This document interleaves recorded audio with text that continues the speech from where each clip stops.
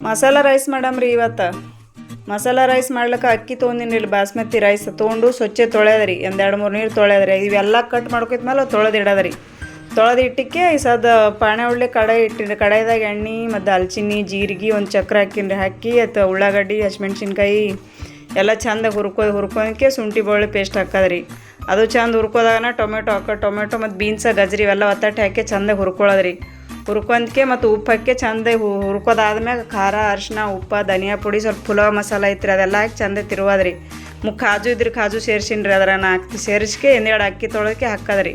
ಹಾಕಿ ಅದಕ್ಕೆ ನೀರು ನೋಡ್ಕೆ ಹಾಕ್ರಿ. ಯಾಕಂದ್ರೆ ಆಲ್ರೆಡಿ ಪಲ್ಯ ಇರ್ತದೆ ಅದ್ರಾಗ ಹಸಿ ನೀರು ಇರ್ತದೆ. ಅದು ಅದ್ರಾಗ ಕುಕ್ಕರ್ದಾಗ ಮಾಡ್ತೀವಲ್ಲ ಕಡಿಮೆ ನೀರು ರೆಗ್ಯುಲರ್ ಮಾಡ್ತೀವಿ ಅದಕ್ಕಿಂತ ಕಡಿಮೆ ನೀರು ಹಾಕೋದ್ರಿ. ಅದಕ್ಕೆ ಸ್ವಲ್ಪ ತುಪ್ಪ ಹಾಕಿ ಚಂದ ಕೊತ್ತಂಬರಿ ಹಾಕಿ ಮ್ಯಾಗ ಮುಚ್ಚಿ ಒಂದು 3 ವಿಜಿಲ್ ತೊಗೊಳೋದ್ರಿ. ನೋಡ್ರಿ ಹ್ಯಾಂಗ ಬಂದಿರ್ತಾರೆ ಮ್ಯಾಗ ಎಲ್ಲ ಪಲ್ಯ ಚಂದ ಮಿಕ್ಸ್ ಮಾಡ್ಕೆ ಕೊತ್ತಂಬರಿ ಒಳಗೆ ಉಂಡು ನೋಡ್ರಿ ಮಾಡಿ ನೋಡ್ರಿ. ಇಷ್ಟ ಆಯ್ತು. ಇಷ್ಟ ಆದ್ರೆ ಚಾನಲ್ ಸಬ್ಸ್ಕ್ರೈಬ್ ಮಾಡಿ ಲೈಕ್